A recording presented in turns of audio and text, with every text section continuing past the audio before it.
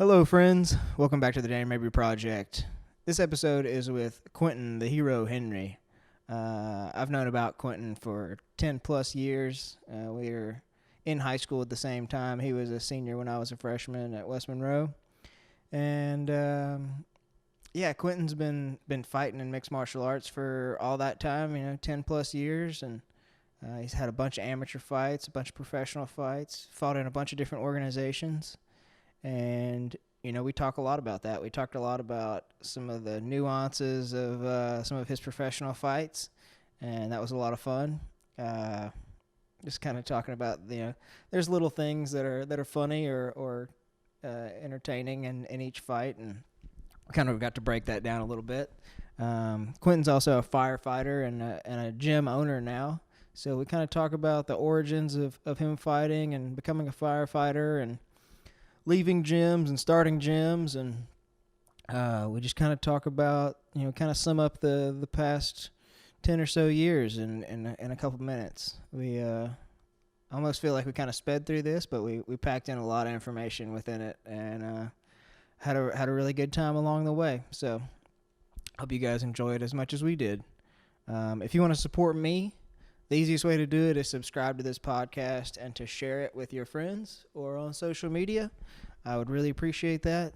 It helps me gain more audience and helps me potentially get monetized by YouTube if I get 1,000 subscribers. I have recently quit my job and pursued this podcast and videography full time.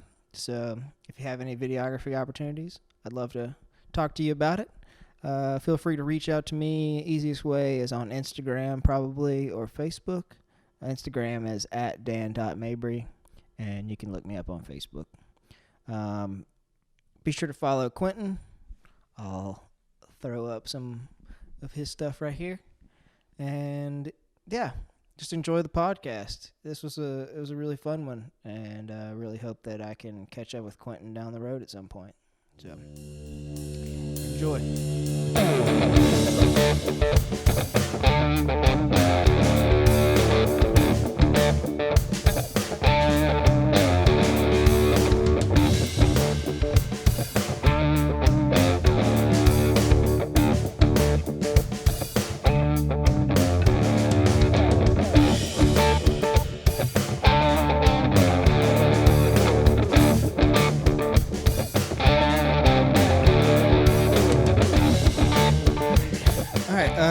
Quentin Henry.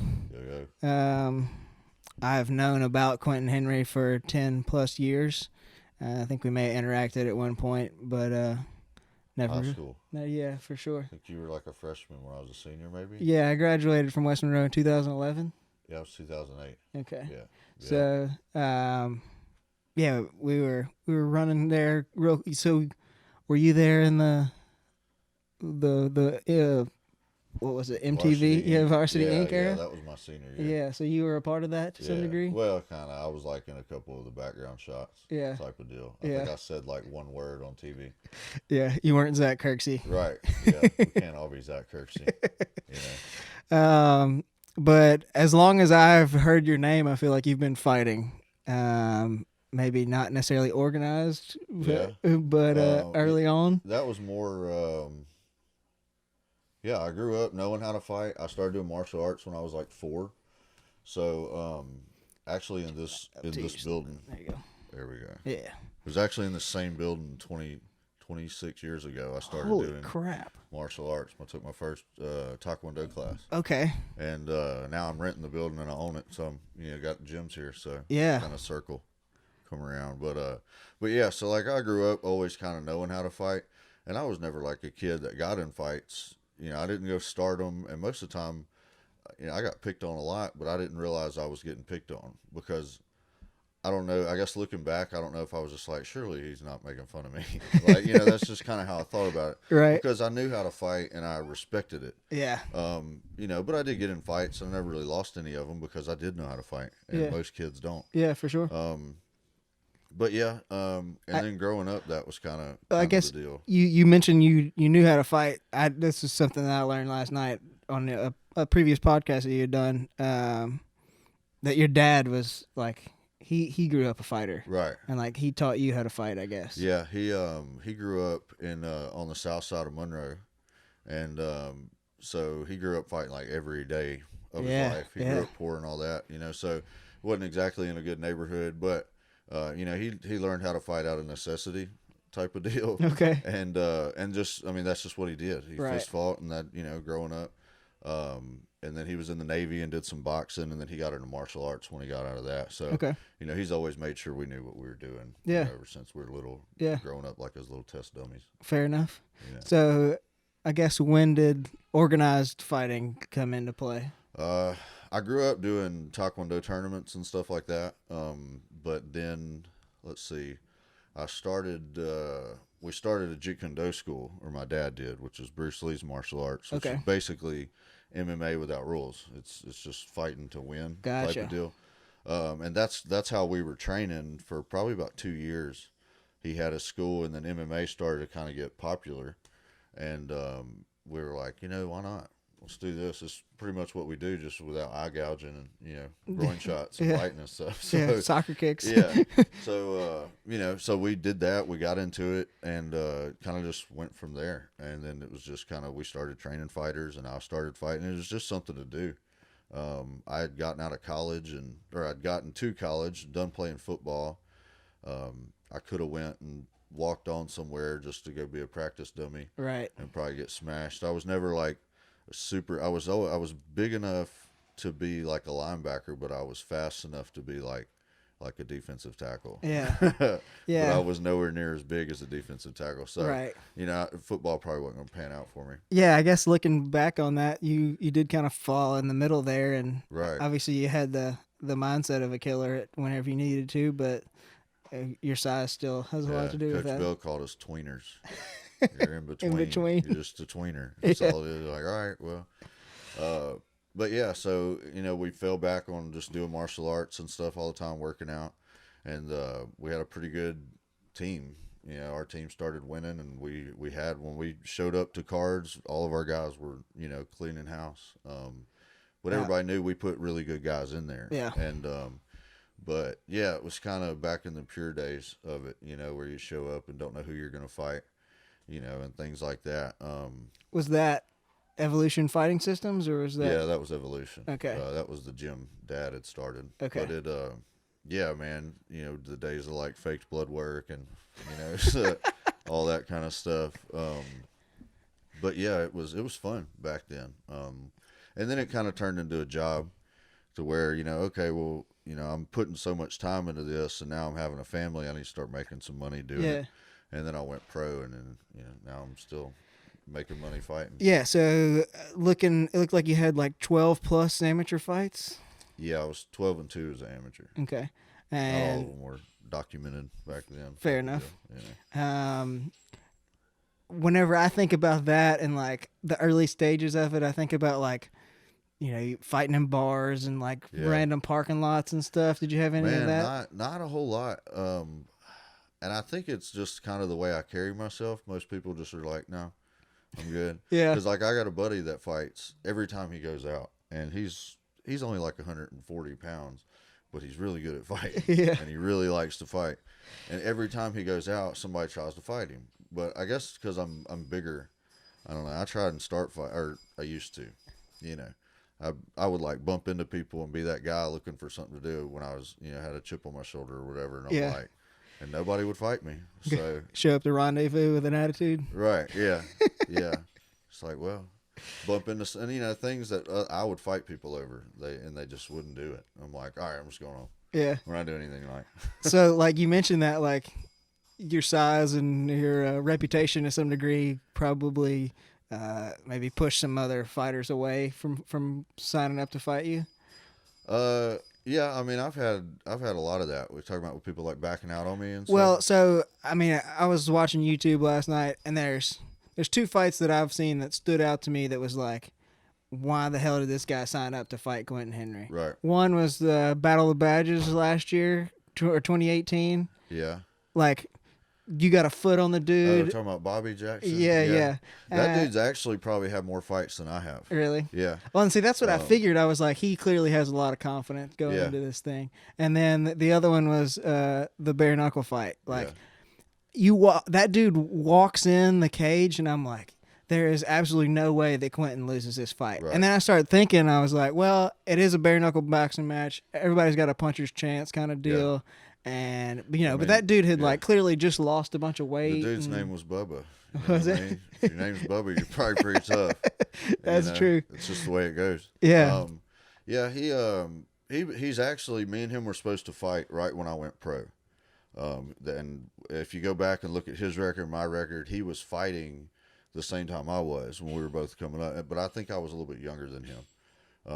Growing up, I was always kind of like the kid, but then something ended up happening. We were supposed to fight one time, and then the fight didn't happen. I don't remember what it was, and that was probably going to be like my third or fourth fight. It might have been my third fight, because we ended up flying a guy in from Vegas to come fight me, and we fought at like 205 when I'd already cut to 190, and it was a mess. Anyway, but yeah, we were supposed to fight then. And I mean, the dude was good back then. When we were training together, it was supposed to be a pretty good fight between the both of us. Yeah. And he had some losses on his record, but they were against better people. But since then, he had continued to train. He just didn't fight anymore because he had kids. Gotcha. And he ended up gaining a bunch of weight and all that. And then if you follow his Facebook profile, I think he lost almost 70-something pounds to get ready for our fight. Right. So I mean, yeah, he didn't look like he was in that great a shape, but if you just lost 70-something pounds, you're in pretty good shape. Yeah, you're way better shape than you started, for sure. And, but the dude was tough, because I hit him with a lot. Yeah. And I mean, that's a war. I mean, and obviously the video went viral. You got like 850,000 views right now. Yeah, it was pretty cool. Like that's pretty bonkers. And so from my point of view, that night, like James McDaniel. Right. Yeah. So like y'all are going back and forth on Facebook and stuff every once in a while, and I see people promoting the fight like, "Hey, Quentin's about to fight, blah blah," and then I didn't realize that you were the first fight on the card. Yeah. So like I go to the Facebook live stream, and it's like, yeah, we just finished up a war with Quentin Henry and blah blah, and I was like, oh crap. So I had to like rewind it and like was just like yelling at my computer in my living room by myself. Because I'm never like the first fight. Yeah. When I fight places. So that was, and they were like, Henry and Marlboro, y'all be up first. I'm like, okay.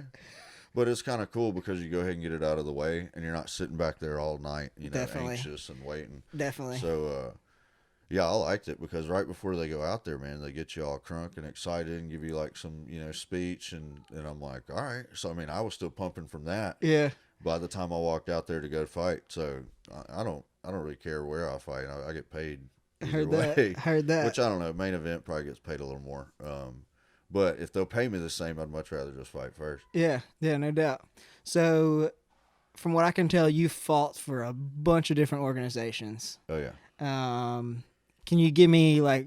Were you just like taking the opportunities that came to you, or Pretty much. That's just how it works when you're, especially when you're amateur, you're upcoming pro. You're not necessarily like contracted to a big organization. Yeah. So, yeah, that's basically how it is. You call around, and different promoters know you from your amateur career, and a lot of them will contact you or your agent or manager, and then So I mean, you're not. Most of the smaller promotions don't try and lock you down for multiple fights. Okay. It's kind of like a one and done deal. If it goes good, then we'll call you back. Right. Type of deal. It seems like a lot of your fights have been local. I mean, have you had to travel any distance? I had one in I guess what was it? Tupelo, Mississippi, somewhere, and Houston. That's probably the furthest I've gone. Yeah. I've traveled all over training. But I fought all over Mississippi and Louisiana. Hadn't fought in Arkansas. They didn't used to do blood work at all. And I'm like, no, I'm good. That sounds sketchy. Yeah. I'm like, I'm all right with that. I mean, it's bad. I mean, we have to have it updated every 6 months. But I mean, it doesn't take 6 months to catch something. Right. You know what I mean? Like it catches, but that's pretty good. I'll take that. Yeah. And then like Mississippi for the longest was a year. Your blood work had to be current within a year. And I just keep mine current. because you never know when a fight's going to come up. Right. You know, when mine's about to expire, I'd go ahead and just go donate blood and get my results back. Yeah. But then, yeah, Arkansas didn't do it at all. And they called me a couple times. I'm like, are y'all doing blood work up there yet? And they were like, no. I'm like, all right, well, I'm good. It's not worth that. Yeah, yeah. Just you know, because back then you didn't know. Sometimes, and I'm not even kidding, they'd pull people from the crowd to fight. Fighters wouldn't show up. Hey, somebody about this size, y'all, somebody out here want to fight? And they'll go grab them out of the crowd, put some gloves on them, and let them fight. See, that's what I'm talking about, the whole sketchy side of it. Like, yeah, and you don't know what that guy's got. Yeah. You know, and then you're sitting there intentionally making him bleed. Yeah. You know? Yeah. So, you know, the goal is to make him bleed. Right, and then he's going to rub his face all over you. Right. But I don't know, it was more pure then. There was a whole lot less politics and stuff. You know, it was like everybody was there to fight, which was cool. Yeah. I noticed that you'd mentioned that like the bare knuckle kind of scene is not really like a shit talking scene. It's more respected and respected amongst fighters, I guess. Yeah. I guess, can you talk about, like, I'm sure you've kind of seen some of like the whole MMA shit talking scene kind of expand. Oh, man. You just, you know, and I don't know what it's happened from. It's like I guess it's the Conor McGregor effect. Yeah. But it was happening before him. You know, I'm not going to give him credit for that by himself, because it's been something that's kind of been developing over time. And it's weird because you'll start seeing, you know, and it kind of makes sense because you see the business relationship between certain gyms and certain promotions, right? If the promotion is local to an area, they want to have good relationships with the popular fighters, popular gym, you know, which is all fine and good. You know, that's how they're making money. But at the same time, it creates this atmosphere among insiders and outsiders. You know, there's these people who are on the inside, and you're an opponent. And not saying that, you know, the promotions do that intentionally. It's just kind of this atmosphere that's been created. And I don't know if it's like some type of, you know, self-entitled thing that the gyms have done. They took over the territory, you know, and they've marked it type of deal. And what I mean, I guess that's kind of how gyms do. They come in and they clean house and they take all the belts and they kind of open the thing. But it's not like that at the bare knuckle deal. Everybody's like super nice, and well, for the most part, I mean, you don't see, like, you know, opponents sitting there hanging out with each other right before, but definitely right after. Right after, everybody is super cool.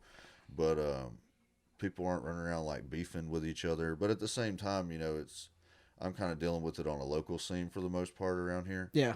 And you know, when you go to these big promotions, I mean, they're bringing guys in. The first card I went and saw, there was this guy from, he was over from England or something. He was like a 34-0 kickboxer, and he was over here doing bare knuckle. So, I mean, I guess the teams aren't as big when they come through, but it's kind of like everybody knows, hey, we're about to do some crazy shit. Yeah. And so it's like everybody feels part of the group. Right. And, you know, the sport's so new, you kind of feel like you're pioneering it at the same time. No doubt.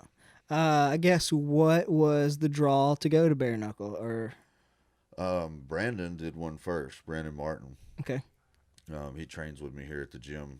We've been fighting together for years, and he got called. We have the same manager, and he had gotten called, and he did it, I guess it was 2 years ago, and he went and fought Marcel Stamps he played linebacker at Alabama. Okay. And man, it was awesome. He was the very first sanctioned bare knuckle fight in the state of Mississippi since like 1870 or something. And but man, he went out there and fought, and in the first round he whooped him. It was awesome. They just slugged it out, and then the second round he got caught and dropped, and the fight was over. But it was just, I was like, oh shit. Yeah. It was so much different. And then, you know, Chris Lytle was back there in the back, and we were talking to him, and somebody was asking him, you know, like, why are you doing this? It was Stitch Duran. He's like, hey man, he's like, why are you here? And he was like, man, I just said, you know, if I'm a combat sports athlete, I need to do it at least once. Yeah. You know. Yeah. And he had I noticed done one over in England where they actually wrap their hands. They just don't wear gloves, which to me is even more insane. Yeah, he had done one over there once, and then now he came over. I think he's fought 2 or 3 times in America. Yeah. But I was like, yeah, that makes sense. You know, I need to do this. Yeah. I noticed that as well. There's a couple like Stitch and Big John was the ref. Like, that's pretty cool. Yeah, there are. You see a bunch of these guys that you usually, because they don't necessarily work just for the UFC, but right. Big Dan Mergliotta. He's like one of only 3 or 4 like sanctioned bare knuckle referees or whatever. They have to have permission or whatever, or permits, just like they do to ref MMA. And but yeah, man, he's super cool. He's really nice. I told him that second knockdown was bullshit, but couldn't change his mind on it. He'd already started counting, I guess. But so you see these people on TV, and then you kind of get to go hang out with them, and then afterwards, everybody, even all the guys with the promotion, because they don't really care. They just want people that come in there and fight, and they respect you for that, whether you win or lose. Right. So it's not like, you lost and you're not bringing me ticket sales and you're not doing this. They put more value on, what you're able to do in the cage than necessarily a local promoter does. Because their money's not made on how many tickets you sell. Their money is made on how many people I get to go on YouTube and watch. For sure. That type of deal. So, if I'm that type of fighter, then it doesn't matter if I'm bringing in $5,000 in tickets or $500. So that's another thing that kind of makes it a little more fun, because all you got to worry about is fighting. Have you got any residual bonus or anything for this fight going viral like it has? No, I haven't talked to him about any of that. I know I'm doing a 3-fight deal with them. I was supposed to fight November 16th, but I had surgery. Had to get that knocked out for the end of the year. Yeah. And then, but I think February they're looking at maybe another card. Okay. So I think they're coming back to Biloxi. Okay. In February, which is super fun. It's like such a chill town, and then there's nothing to do but go hang out on the beach. Right. Yeah. That's it. But the event center they got down there is huge, and they put on a pretty good show. It's only like 4 hours away. Yeah. Yeah. So you go get an Airbnb for like $80. It's super sweet. Yeah. Continuing on specific fights, dude, what's up with the Chili's logo on the front of your shorts? I didn't even do that. I guess I got a place that makes my shorts, or used to make my shorts, called Cruise Combat. They're out of like Fort Worth or something. Gotcha. And man, they make the best shorts. And I had just told them, because I only had like 2 sponsors that were paying. Mm-hmm. The rest of them were like trade outs or something like that. I said, all right, this guy has to be on the back. I need to put him on the back. And I said, I need to be able to see Chili's really well. And they were like, all right. I said, everything else, I don't care. Just make them and send it. And then they sent me the template, and I'm like, okay. And didn't think about it until afterwards. But then when you put them on and then you have on a cup, it's just, but hey, Chili's. Yeah. What's up? Yeah. We need to pick that sponsorship back up. See, people notice. Yeah. And you wore those shorts in a WEC. Yeah. WFC. Yeah. You're fighting a shorter guy. Little Fedor. Yeah, kept leg kicking you. Yeah. But you opened him up quickly. Right. And shouts out to that dude for hanging in there, because you were banging, and he kept coming back for more. So you also got like kicked in the balls a couple times that fight. Yeah, and I have a cup that's it's bulletproof. Like, they sponsor me. Well, they gave me a cup. It's man, what's the name of the cup? This was like 8 years ago when they did it, so I don't owe them a shout out or anything. Yeah. But it's literally like a carbon fiber bulletproof cup. And that dude chopped me once and picked me up off my feet. Yeah. But it looked like the first one was like unintentional, and the second one was maybe a little right. more. Yeah, I caught air. That was solid. Let's see. I got your big grandma guy. Yeah. AKA 3, guillotine, jump out of the cage. Right. What the hell is this guy doing? Yeah. He goes and kisses his grandma on the cheek. Like, Mama. Yeah. She had just had surgery and she wasn't supposed to be there, but she doesn't miss my fights. And that's one of the things. So I was really more worried about her being there than I was my fight. Yeah. I mean? And especially, when the longer a fight goes on, the more anxiety builds up, and people that are watching and stuff. So I finished it pretty quick, and and then hopped out and gave her a hug and all that. So yeah. Worked out. looked like, okay, the one that maybe started your social media career off or whatever, Daniel Payne. Yeah. Caged. Right. Like, was that a different environment, or was that just I had fought for that organization a good bit. I was their 185 champ in Mississippi, and I was their Louisiana champ at the time. And the Daniel guy used to fight for him, and he had taken off for like a year, but he was their 205 champ or something. Gotcha. And, you know, they came in to do all the casting calls for that show, and the promoter was like, because I was one of the top fighters, and he was like, you know, well, y'all need to talk to this guy. So they had me, you know, go over to Shreveport and do this interview and all this stuff. And, you know, when I was talking to them, they were like, you know, what would we expect to see following you around, which I was like 19. So, I mean, I did dumb 19-year-old shit. You know what I mean? They could have found plenty of fun things that I did. Right. But for the most part, I trained. And that's what I told them. I said, you know, I take this seriously. I train hard. You know, I go out and drink or whatever, but I didn't sound dramatic enough. Yeah, I guess, yeah. like Jersey Shore type of deal. Mm-hmm. And, you know, and that's what I told them. You know, I was like, is this like a Jersey Shore type of thing y'all are doing, or are y'all trying to see what, you know, real fighters do? And they're like, no, we want to see real fighters. And I was like, okay, well, I'm the guy. Yeah. You know what I mean? Like, I work, I train, and, you know, it's just what I do. And then they ended up not following me, and they followed Daniel, who was, you know, we're cool, super nice, but, you know, he grew up rich, partying, frat guy, you know, all that. So he lived the college life, I guess, and that was more interesting. And they're closer to Shreveport, and I think that's kind of where they were basing out of. Yeah. But I don't know. I kind of had an attitude back then, so that's probably why they didn't like me either. Yeah.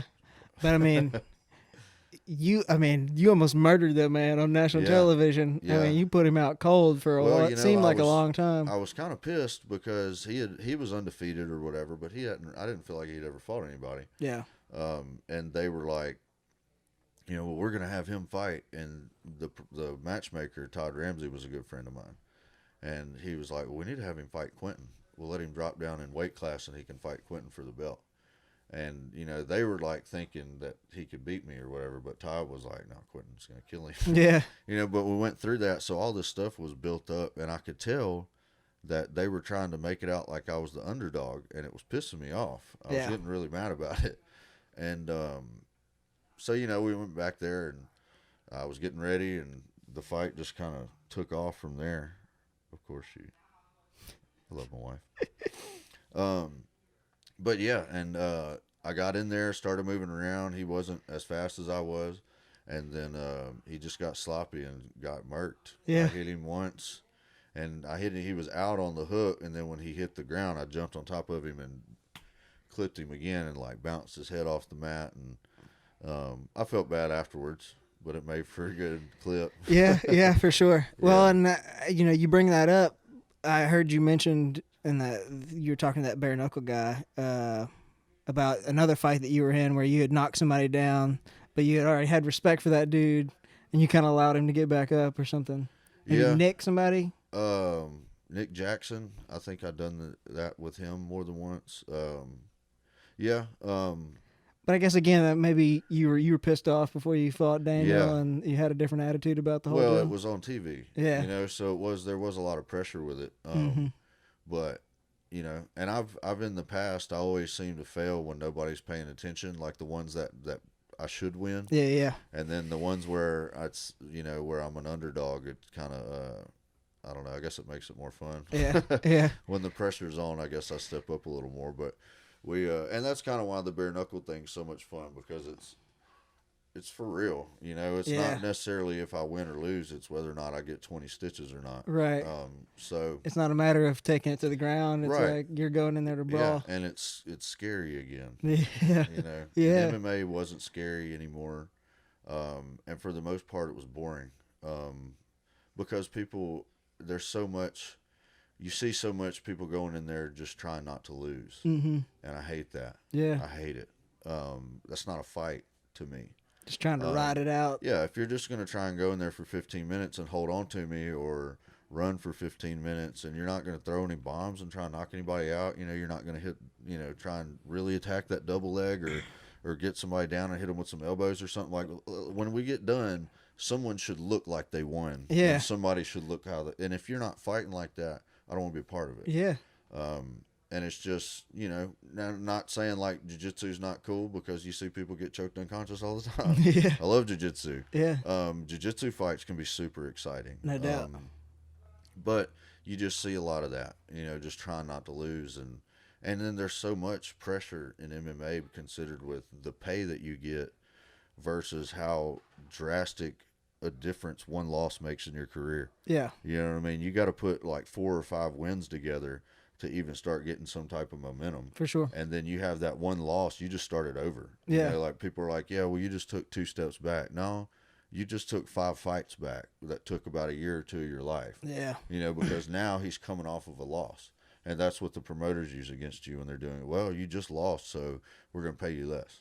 Or, you know, not all the time they don't do that. You know, I'm just saying, in my life, I've had it happen a bunch of times. Yeah. And, you know, especially when you have like the UFC or something like that, they're probably looking at you when you hit that 4th or 5th, you know, win in a row, because they keep up with those rankings. Right. There's a lot of, you know, like AKA, you know, they got really good connections with Mick Maynard and guys in the UFC. So they're keeping a tab on what's going on around here. Mm-hmm. And, you know, when you're one of those guys that gets to that point and then you lose, it's like, even if you go out there and fight your ass off, they don't. It just has so much of an impact on what you're doing. Yeah, I know Matt Snell was there the other weekend. Yeah. Just again, UFC representative at the fight. Right. You know, kind of deal. Yeah. You know, Johnny Bedford fought in the UFC. Derek Krantz is always through there. Kevin Aguilar, Tony Kelly, Andrea Lee. You know, yeah, me and her Andrea done Lee. some commentating over there together. So yeah, there's a lot of UFC potential in Shreveport. For sure. So you mentioned losing and that kind of deal. I noticed, I was looking at Tapology. Right. And it looked like you had 2 canceled fights and then a loss. Yeah, maybe. I lost my last 2 MMA fights. It looked like maybe this was 2016, yeah, sometimes 2017. they have things booked. I fought a guy in Shreveport at 185, and I just got caught in a guillotine when we were fighting. I noticed that. That was all real quick too. Yeah, and that was one of those moments too where I had strung together like 4 or 5 fights, and then I'm fighting this guy who's good. He's good. He went through and he beat 2 or 3 other guys that, you know, were, you know, up and coming or undefeated or whatever. I don't feel like I should have lost to him. I feel like I was better than him, but just not that night. Right. You know, I got stupid. I didn't expect him. I don't know why I did this, but I do this a lot in fights. And it was one of those times where your nerves get you, and I just get off to a slow start. Yeah. And that's kind of how it happened. And I was like in slow motion, and he hit me once pretty hard. And, you know, didn't like knock me out. I don't think I can be knocked out. But he hit me, and I said, oh, shit. Yeah. And then we started going, and I kind of just had that adrenaline surge. Mm-hmm. And I just had my head up when I went for a double leg, and dude just took advantage of it. And then the last fight that I had, I ended up getting a new opponent like the week of. And I went from fighting at 185 to fighting at heavyweight. They got a guy at American Top Team to come fight. And it was like his 2nd or 3rd fight. But he was a pretty big dude. And like I said, I fight at 185 usually, or used to. I'm not doing that anymore. But yeah, so I was 210 the day that we fought, and he was like 245. And he was like a thick 245. Yeah. It wasn't like, you know, he wasn't going to cut to 205. That's what he weighed. He wasn't coming in. And he was a super nice guy. And like we had seen film on him, and I'm like, yeah, I'll fight him. Whatever. He's got no ground game. You know, his stand up, he's pretty slow. So we went out there to fight, and I was like, all right, I'm gonna stand up with him, which is always my game plan. I'm like, you know, start getting a little wild, I'm gonna take him to the ground, because he is much bigger than me. So he catches you with one, you're gonna feel it. And little did I know, this guy's been training with like some Olympic wrestling coach the past 6 weeks. Yeah. And stepped up his game a little bit. Yeah, and he was big. You know what I mean? So it's like, okay, well, if I knew that, then we wouldn't have ever tried to go to the ground. Yeah.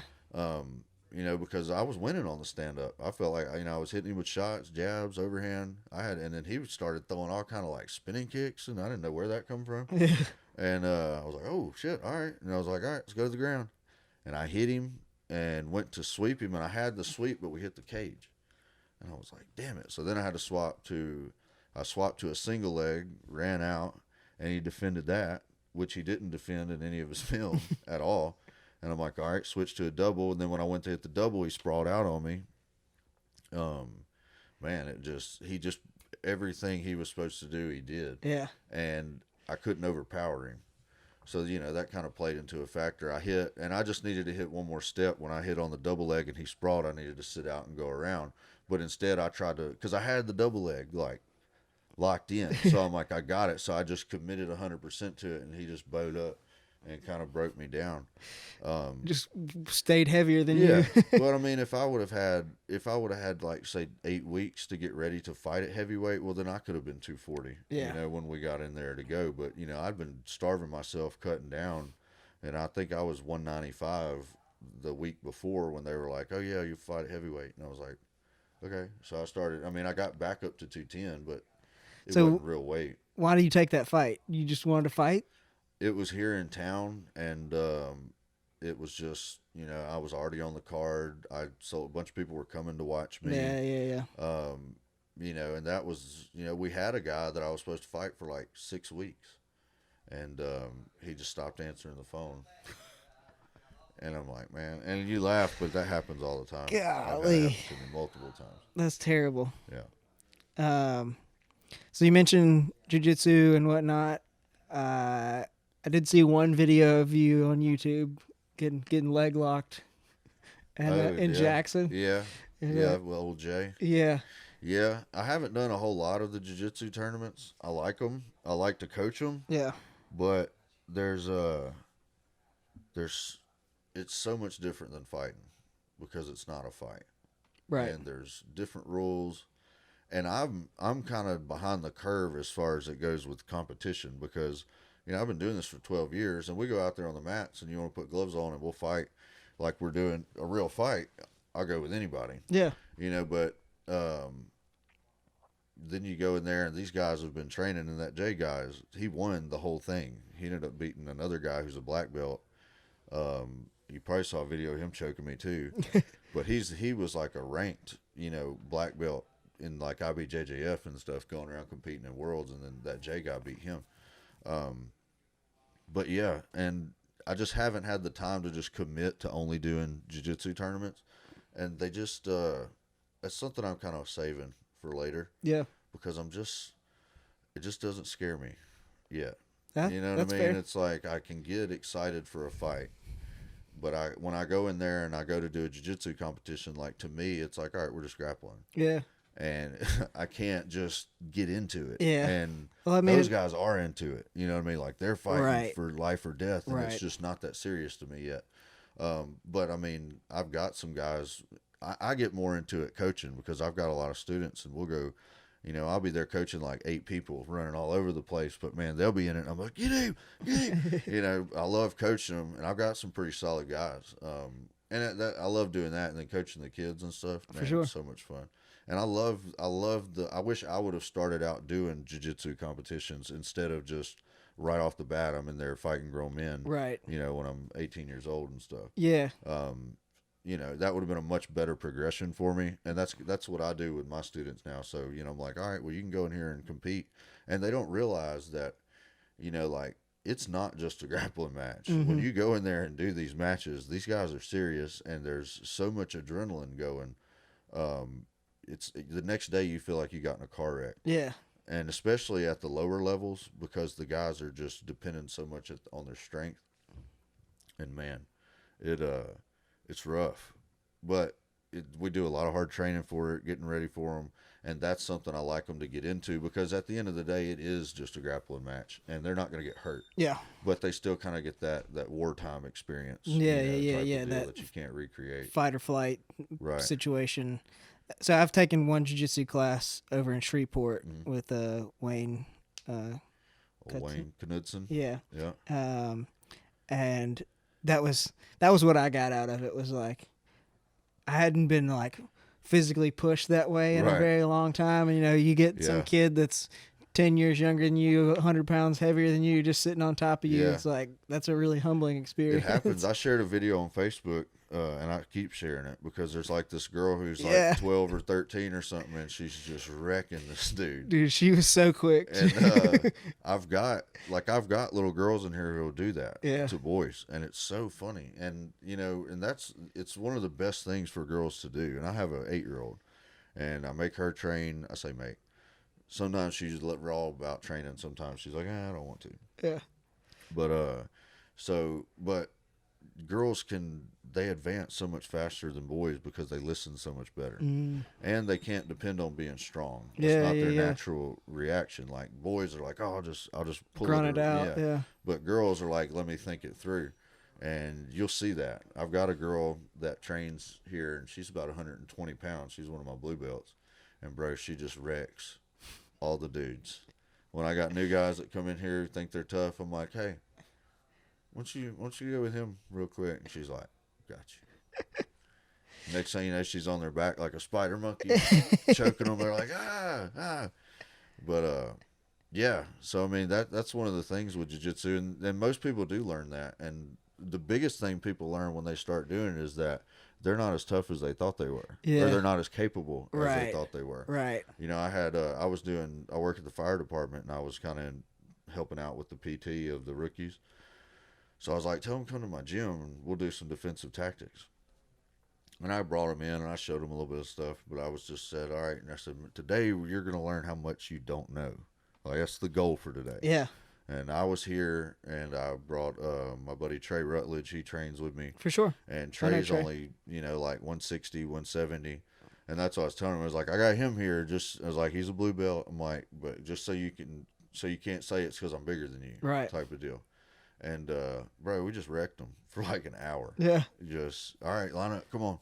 And they were defenseless. Yeah. And, you know, so it was kind of eye-opening to them. That was definitely what I came out of. It was like, you know, I can do hip escapes and get away from you and that kind of deal. And I kept getting like, you know, every guy, I rolled with like 3 different guys or whatever. And every single one of them was like, dude, this is the first class you ever taken? Right. I'm like, yeah, bro, I just watch a lot of YouTube. Like, I love MMA. I just like really enjoy it. Yeah.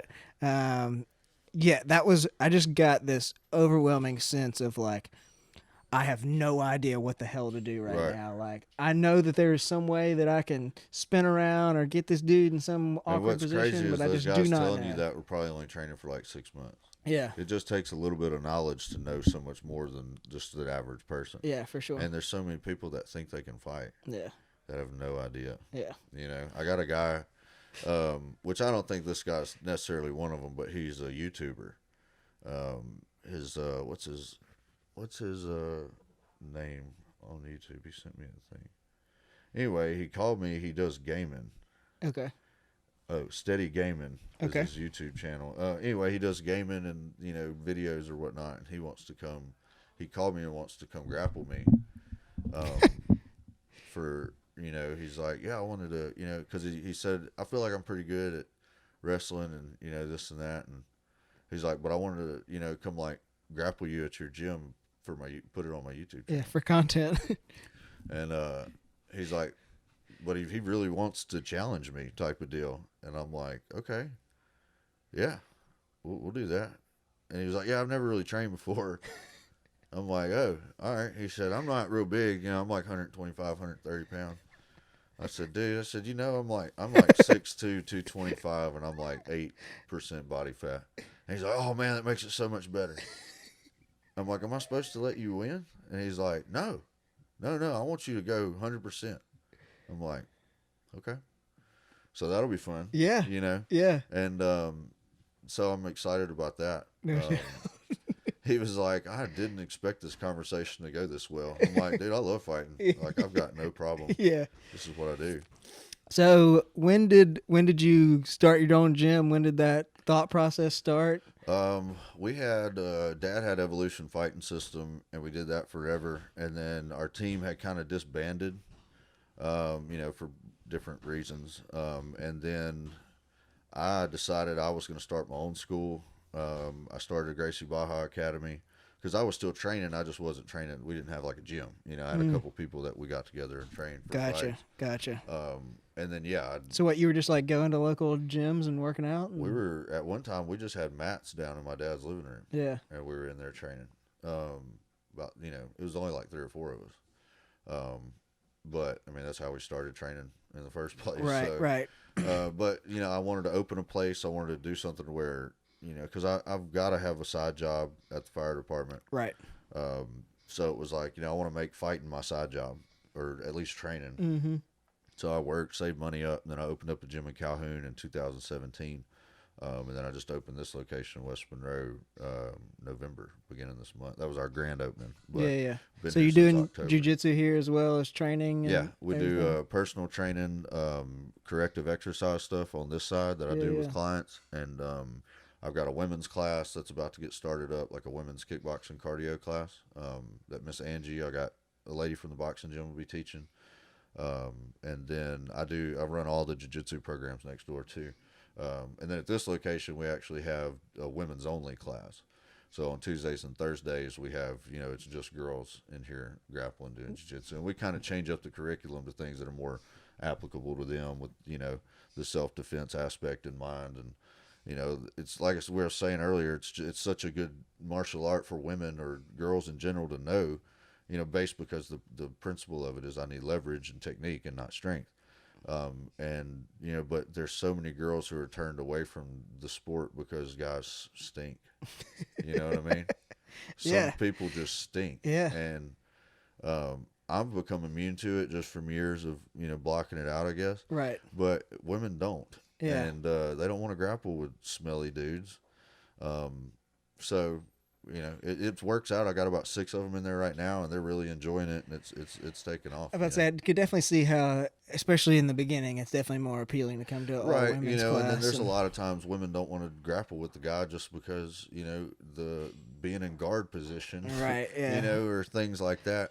Might make them uncomfortable, and but that's why we have the class just for them, and we have girls in that class that come to the regular class too. Yeah. But yeah, I mean, that's I guess my thought process is you go to the all women's class, you get your confidence up a little bit, and you feel that, and it's you kind of work with, there's going to be other girls there to work with. Yeah. People your size or kind of that are working things the same way you are, and it's a different atmosphere too. Mm-hmm. Then because girls don't necessarily work out the same as guys. I'd say maybe not quite as intense. Right, because like my wife only does the women's class.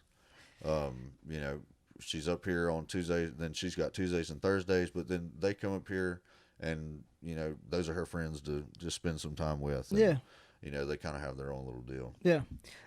So what was the motivation to open up this spot in West Monroe? Were you just growing, or you just saw another opportunity here? Yeah, or? I was growing in West Monroe, or out in Calhoun. I'd gotten, I'm pretty much full out there in my kids program. And I was looking at the addresses of my students, and I'm like, okay, well, if I open a West Monroe location, I'll pull some from here. They'll probably go to West Monroe. Yeah. And then I'll have more room over here.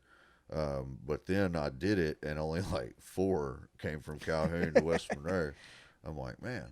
So, which isn't a big deal. We're kind of building it up, but it'll be ready and full. Hopefully by the beginning of the year, we'll be back up to the way things are looking. We'll be full over here again soon. Gotcha.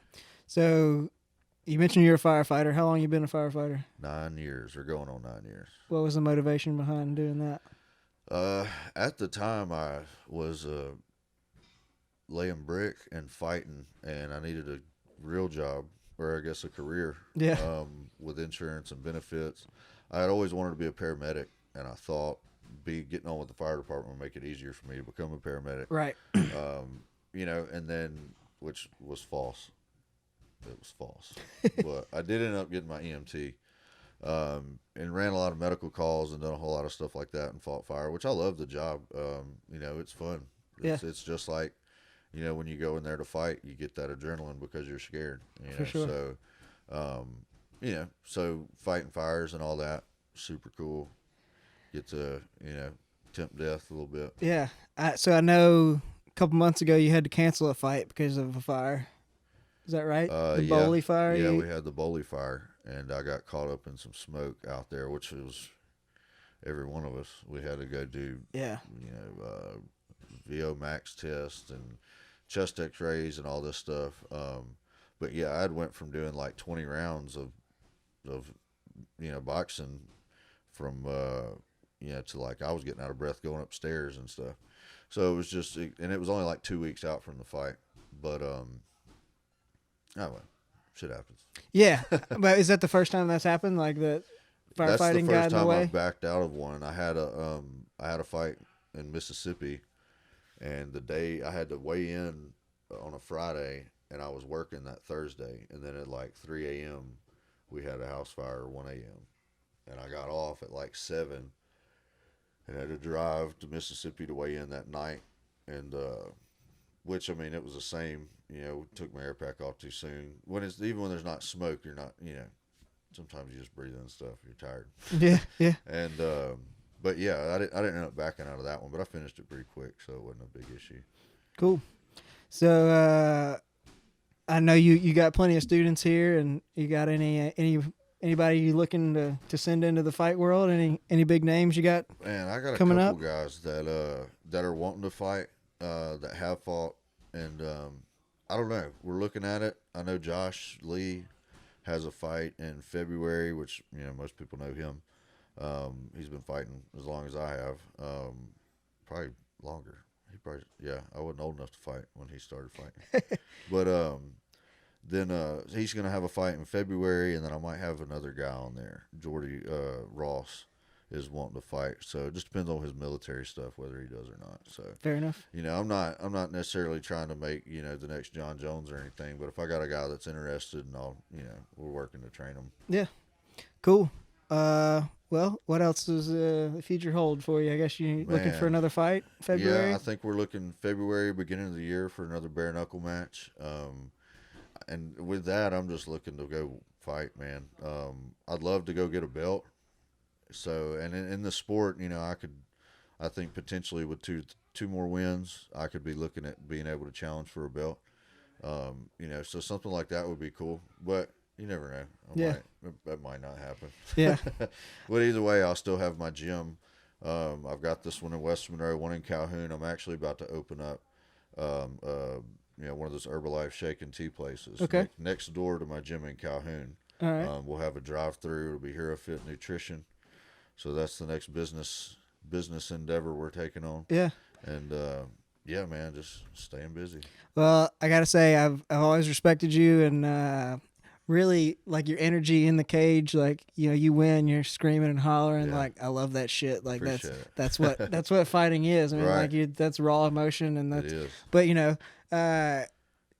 you very much showed your character after the Daniel Payne fight, and you were like, screw this kid, I'm gonna beat his ass, and you did that, and then right. you let out all that emotion, and then you were like, oh crap, I did actually knock the shit out of this kid, and you're like checking on him, and then you grab the mic and you're like, y'all give this kid some props. Like, right. I love that you after the things settle down, you're like, hey, we are still human beings. Well, you sit down, man, and like when that happened, if you weren't there, it was like half the room was super excited and the other half thought he was dead. Yeah. And like his mom was sitting there crying, and it was rough. Yeah. So I mean, I felt bad. I was kind of trying to ease the situation. He was swinging hard punches. He could have hit me. Chances were probably low, but I ended up hitting him first. But yeah, and you don't ever want to just hurt somebody for life, and he was hurt. Yeah. Which I think he recovered or whatnot, but right. I had never seen someone do that from getting knocked out. Posture up and all. But hey man, Tiger got out the cage. Yeah, I love that. Yeah.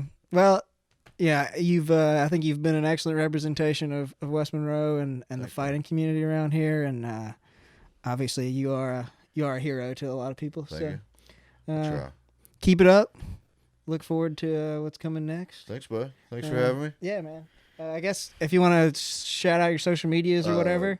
Yeah, Quentin the Hero Henry on Facebook, and then Twitter is the Hero Henry, and then I think Snapchat and Instagram are just Hero Henry. So check it out. Follow me. I take cool pictures of my kids.